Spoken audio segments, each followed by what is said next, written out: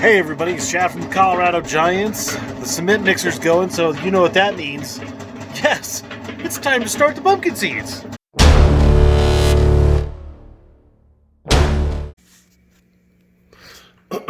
So let's talk pumpkin seeds. I was, had a hard time choosing what I was going to grow, but I finally have settled on it. I have lots of seeds. As you get deeper into the hobby, you'll start amassing seeds, and then I'm like starting to grade them. There's like A plus seeds, B, and whatnot. But I finally, with the help of Emily and Maxwell, I have decided on what I'm going to do. I mixed them all up. Let's unmix them. So some gourd seeds that I want to grow, some tomato seeds, some pepper seeds, and then the pumpkin seeds. So probably one of the two. I mean, I'm excited about all of them, but we'll start with these ones. 1984 Baron. I grew this plant last year. It was an amazing plant, and then it got yellow vine disease and it died. This plant grew the new Michigan state record that was the 2118 Baron, and then he crossed that with the 2416 Haste, which great seeds. So these two seeds, these will be getting like spots number 1 and 2. Remember, I have 4 pumpkins that I'm going to grow this year, and then I have 3 of those. I'm going to be growing my 1911s. I was really on the fence about growing the 1911s, but I figured, you know what, there's always going to be another hot seed, and I have 2 of them. I'll start them both. I'll see which ones go. And then the 1501 Vander Wieland. This should be a giant orange pumpkin. Most of the pumpkins grown off this seed end up being big and orange. And then my 2 backups are going to be the 1829 Urena, which is a great cross. I mean, shoot, that's a phenomenal cross. This could be a popular seed this year, and I have a few more. And then the 1002 Alts. Remember last year we grew the 1211 that didn't end up so well because I want a big giant orange pumpkin. So that's what I'm hoping with this one, but we'll start this one just in case, because I'm definitely not going to, I'm going to let the seeds tell me, I'll let the plants tell me who deserves to go into the patch. So we'll start 3, 2 will go into the patch, and then we'll cull down to 1. So we're starting 12 seeds for 4 spots. Then 8 will go into the patch, and then we're going to go down to 4. So let me tell you what we're going to do. So here we go. We have all of my seeds, and I have marked the weight on them, or the identifier on them. So the 2002 or the 1002, 2,118 pounds, and etc. Usually I file my seeds. I file the tip because these are somewhat of a hard-shelled seed, but I do it every year, and I see more and more people not doing it, so I'm going to try and not file my seeds this year. The only thing that I really do with them at this point is I have some warm water, not scalding hot, just warm water. I mixed in just a touch of fluvic acid into there, humic fluvic, and just a little drop of fish emulsification. It does not smell good. That's why I'm using a disposable cup, and Emily will never know that it was on the kitchen table. One thing that I think is pretty interesting, just the size of the seeds. There's no correlation usually between, like the 1911 being a very big seed and the 1501 being a smaller seed. But, I can't help but wonder, the scientific mind, or the, just that aspect, I wonder if there's anything ever to the seed size.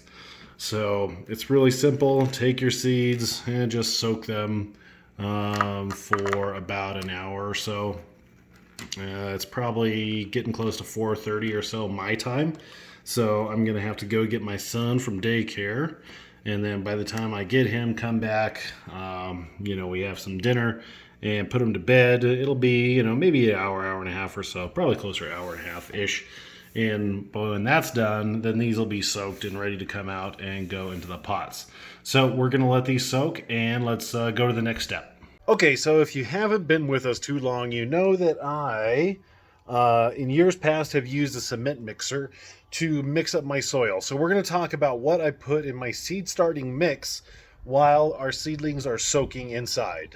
So hopefully the sun is focusing on my face and you can actually see what's going on. The start to my seed starting mixture is basically just some generic seed starting mix, some seed starter. You don't have to use anything too fancy, but you do want something with a high level of perlite. Usually it's like a moss base or a cocoa corn based mix, something again that's just really light and fluffy that will allow your seedlings to take off. So let me show you, kind of get this in the frame here so you can kind of see. Lots of perlite, a lot of mix. I'm going to add a few things to this, but we're just going to dump it in the mixer.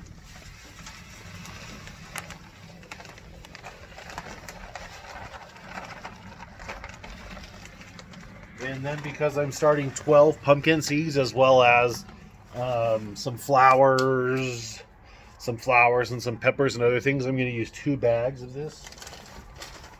So I'll open up the second bag, toss that in.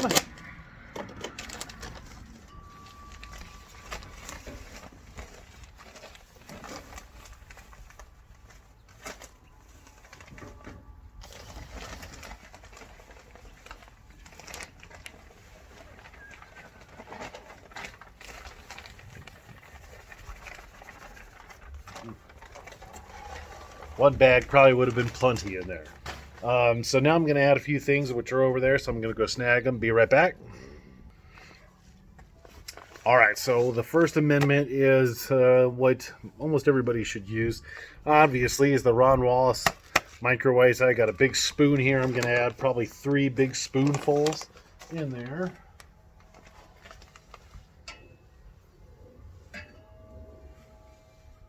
Okay, so that's in. And then I have some fluvic acid, some humic fluid, also from Ron Wallace. Wow.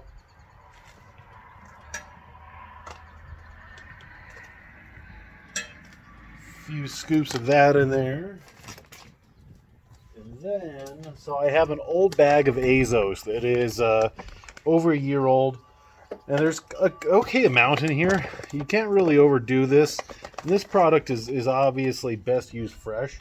So because it is kind of old, I'm not expecting a lot from it, but I'm going to dump what's left of this big bag in here.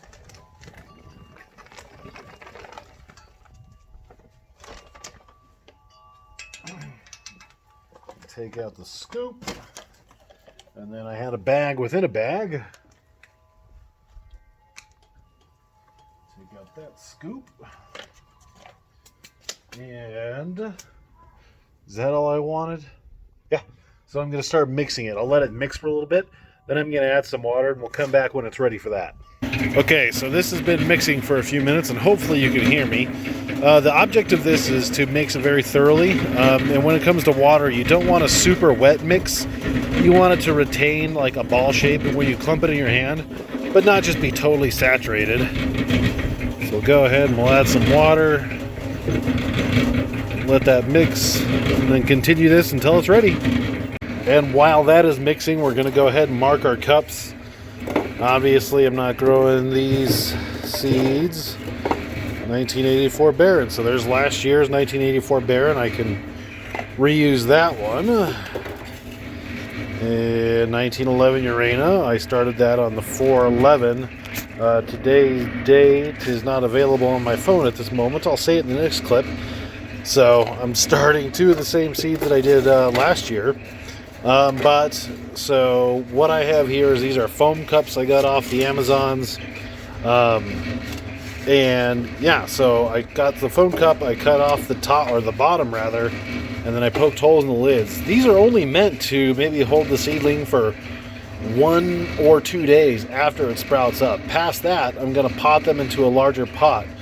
So because this is, narrow at the top and wide at the bottom, once this seedling sprouts, and it sprouts immediately, I can slide it out without destroying any root ball that has formed. So that's what these are. That's why they're upside down. I'm going to go ahead and mark all these, and then by the time that's done, I should be done mixing that soil. So here we go. All of the cups are potted with the soil. You don't need to see that. It's putting dirt in the cup. Very simple. Today is 4/20, so Monday, April the 20th. Usually, you could see what last year I started them 9 days sooner, so I'm a little bit behind, but I am behind purposefully because of the greenhouse. Hopefully that'll be done in about 2 weeks. So in about 2 weeks, give these 3 or 4 days to pop up, and maybe 10 days inside or so, and then they'll be ready for the patch. So I don't see another way to do it. I got to put my hand in the disgusting water, and then I'm going to dip the tip in the root shield. My hand is going to be so smelly. So here's a 2118 Baron. Just going to boop the tip of it in the root shield, and then find a cup that has 2118 Baron, 1984, 2118. So right here. And it doesn't get any simpler than that. Push it down. Because I'm not filing my seeds, usually I might just keep it right there. I'm going to go ahead and push that down a little bit deeper. And pat it down, very gently. So we'll snag another 2118. Could be neighbors. Ooh, there you go. I will take this opportunity to mention to make sure you subscribe to the channel. We're trying to get to 1,000 subscribers. If you've made it this far, chances are you're probably interested in growing giant pumpkins, or you're a weird stalker. In either case, we'd love to have you subscribe to the channel.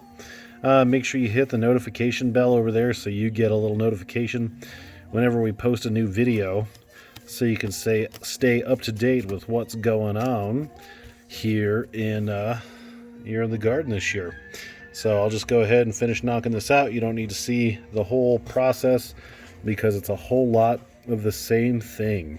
And then lastly, I will explain to you how I keep these warm, because they do need to be warm to germinate, and we'll go from there. Okay, so all of the seeds are tucked in. I realized that I didn't put root shield on 2 of them or 3 of them or whatever. Whoops.